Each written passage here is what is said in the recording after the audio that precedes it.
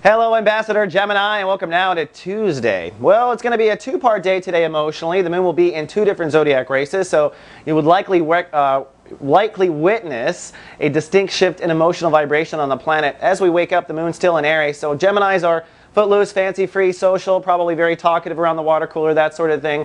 Your heart is still with your reputation and your ambitions officially in society. But as the day progresses, the moon moves into Taurus, which for you means emotions start to come down into your subconscious and not so much your consciousness. So if you find yourself extra moody or a little irritable or having that road rage kind of come out by the end of the day, realize two things. On the one hand, the moon is deep in Taurus, so your subconscious emotions are coming to the surface. Number two, we're in a Mercury retrograde, so your other twin, the other side of you, is actually more prominent than the other side of you. So remember, in a retrograde, Gemini switch teams. If the twin that talks all the time suddenly stops talking, that's because you've got a side of you that's wanting to come out and talk. So we reverse. Your internal voice becomes your external becomes your internal. And for those of you who operate from both, still look for the polarity and write me. You'll see that something shifts.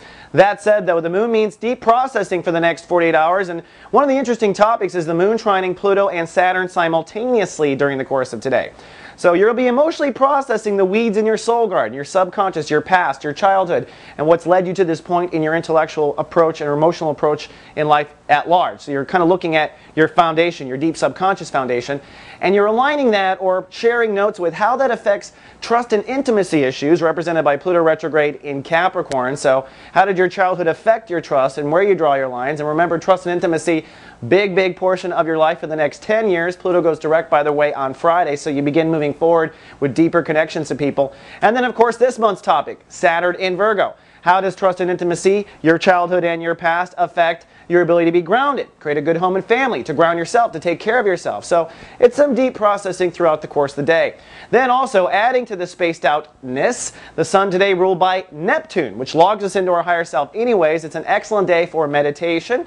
By the way, Julie Zipper does have a new episode of Meditation Vibration on the Mothership, so you might just want to be guided through this. But the real topic for Geminis is how to ground yourself. What is the best home, family, foundation, archetype, vision you can come up with? I mean, in 10 years, what will it look like in 20 years, what will it look like in 30 years, and planting those seeds in the next few days to transplant your soul garden into this new thinking of self-mothering and nurturing home, family, and self-nurturing as well. So some deep processing. Be careful operating heavy machinery today, Gemini. All right, that's all I have for the day. I'll see you folks tomorrow with more. Live, love, be.